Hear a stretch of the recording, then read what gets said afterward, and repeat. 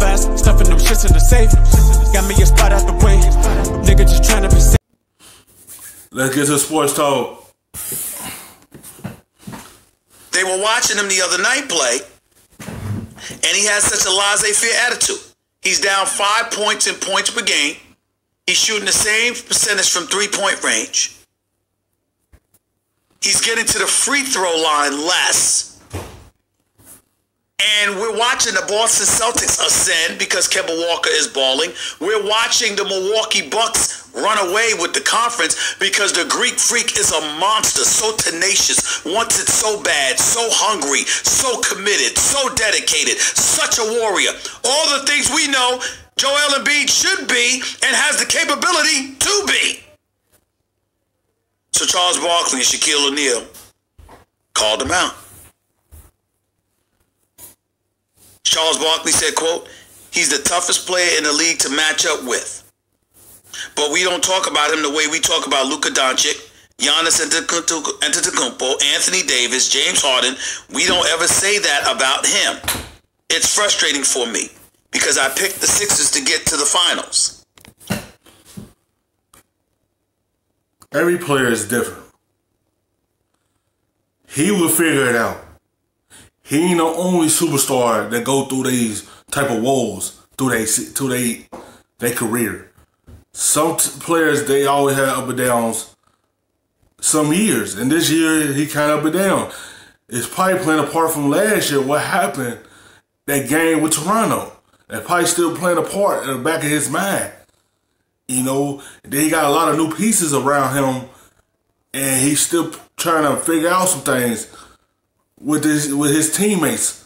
And it's just stuff going on in his head right now. You know, he's just trying to figure it out. He ain't the only superstar that go through this. Shaquille O'Neal chimed in. "We're telling you, you can be great. You ain't playing hard enough. 22 ain't enough to get you to the next level. Do you want to be great or do you want to be good? If you want to be good, keep doing 22 points. You want to be great?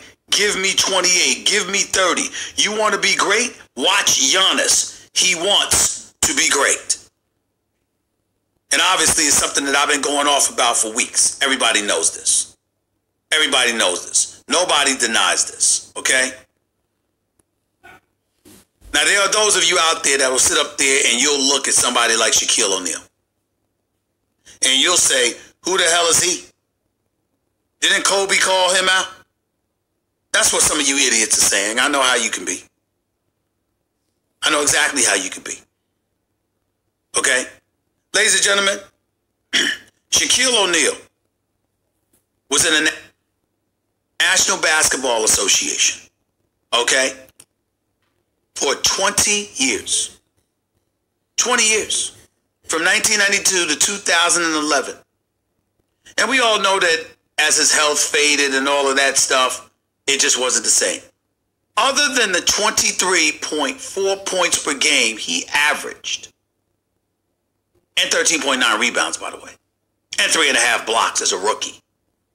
Let me give you what the next 8 to 10 years was like. Shaquille O'Neal, 29 and 13 averages, 59.9% from the field.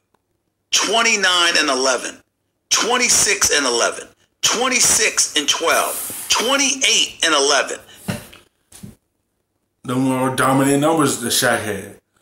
Now imagine if Shaq would stay with the Magic and Penny Hardaway wasn't got injured. That Magic team could have had a championship with them two. He could have been like Shaq and Kobe. It could have been Penny Hardaway and Shaq. Hardaway was his Kobe before he got with Kobe.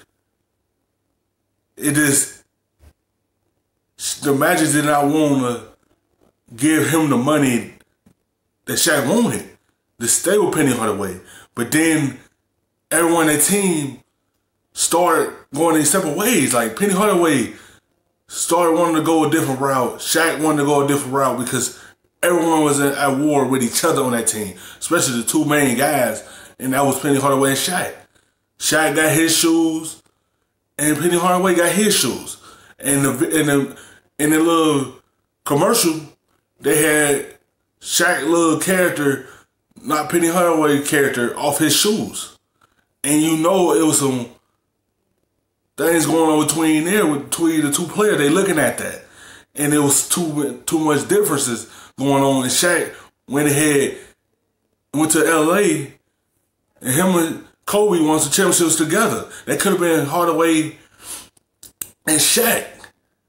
And it wasn't that two differences on that team. And you see what happened with Shaq and Kobe. Differences start happening on that team. They could have won multiple championships, and Shaq and Kobe won bumping heads. That's the same way that happened in Orlando. Penny Hardaway and Shaq was bumping heads. You know, it could have been some things going on. Like Shaq always had dominant numbers before he started going down with injuries, because he was just getting up in age. 26 and 10, 29 and 13, 28 and 12, 27 and 10, 27 and 10. That's 1, 2, 3, 4, 5, 6, 7, 8, 9, 10 years. And what we said, because the only thing we couldn't say about Shaquille O'Neal's dominance is that was he Wilt Chamberlain? That's it. That's it. 4 championships. And people also gotta understand, Embiid is a different player from Shaq. You know, yeah, he need to be aggressive, but I'm trying to tell you, he's still thinking about what happened last season. He's just a young player. Then he learn how to let stuff go and move forward. This is a whole new year, and that's still playing a part in his mind. And it's messing with his season this year, because his points went down from last year to this year. It went down. And he put it in the back of his mind and get back to being aggressive. It can change the outcome for the Sixers. Sixers need him to be aggressive to take that next step for them. You know, he need to let go of certain things. But you always got to know, players are different. Every player's not going to be the same like other players. Everybody got a different way they attack during the season. And without question, the most dominant big man of most of our lives. That's what we saw, if we're being honest. Charles Barkley. One of the 50 greatest players in NBA history in a lot of people's eyes. I don't think anybody would deny that. Round mound to rebound. 5th overall pick in 1984. Got drafted. We get that. After Olajuwon and Jordan and stuff like that. Charles Barkley. Like, he was dominant with the Sixers. You know, if he would have came out the year before, he could have had a ring with Julius Erving. If he would have came out a year early, he would have been on the part of that championship team. He would have had a ring, but he wanted to wait. You know, it come out the next year. And he still was a dominant player. He ain't got no ring, but he was, you know, his dominant himself. Like, you know, he went to Phoenix. Phoenix had a great team. They had Johnson, Charles Barkley. They had a good team in Phoenix. It just, they couldn't get past Jordan. That's all. They had an opportunity to be able to win the championship. But when you meet one of the best players of all time, it changed everything for everyone. You know, what if Charles would have came out that year and teamed up with Julius Erving the year they won the championship? He would have one. But that's a what if. You know, he's part of some good teams that just couldn't get him one.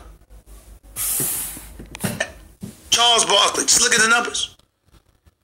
Do you know that other than Charles Barkley's rookie year, he never averaged less than 10 rebounds a game, even in his final season in the NBA? Ever. Charles Barkley played in the NBA for 16 years.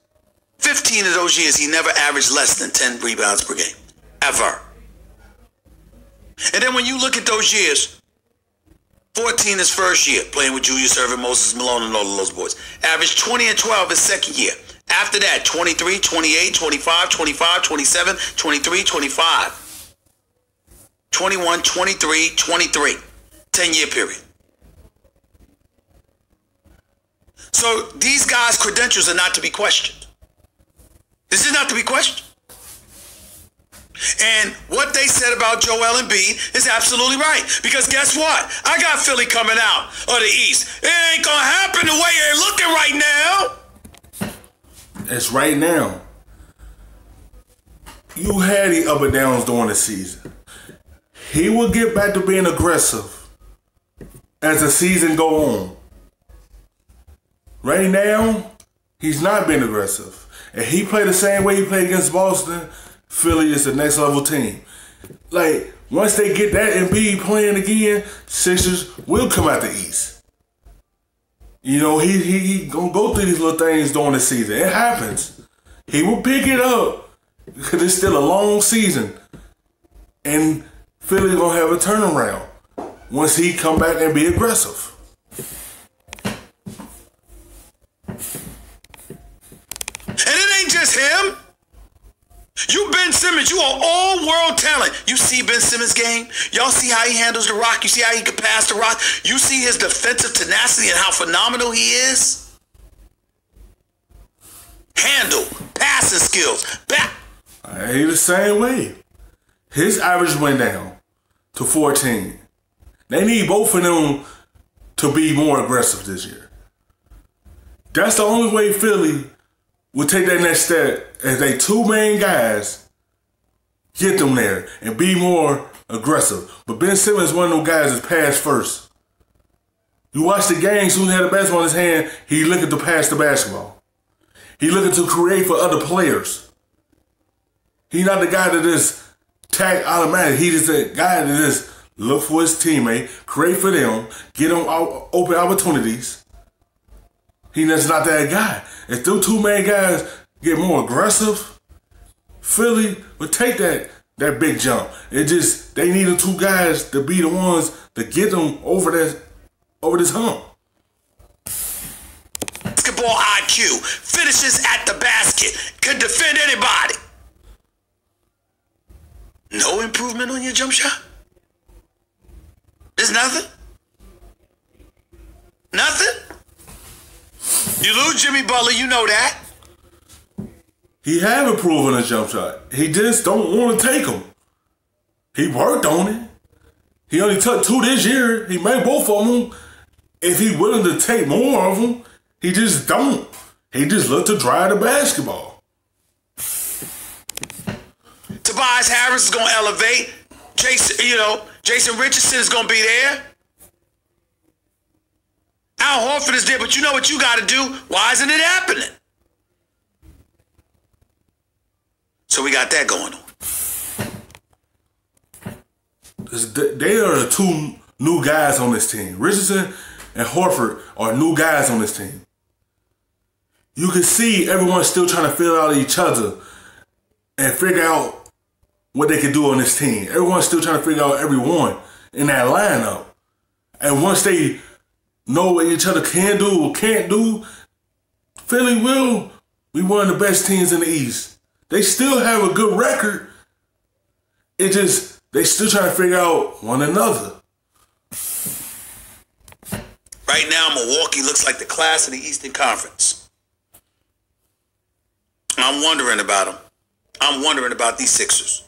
Having said all of that, Joel Embiid spoke to the media today before their game tonight. I believe it's tonight against Boston. Here's what Joel Embiid had to say in response to Charles Barkley and Shaquille O'Neal. Maybe they're right. Maybe. I do think they're right. I think I need to be more aggressive and just look to impose myself and look to dominate. I think the whole season I haven't done that. And you can see the way it has affected my efficiency and my stats. So I guess I need to go back to having fun and just dominating. But I get what they are saying.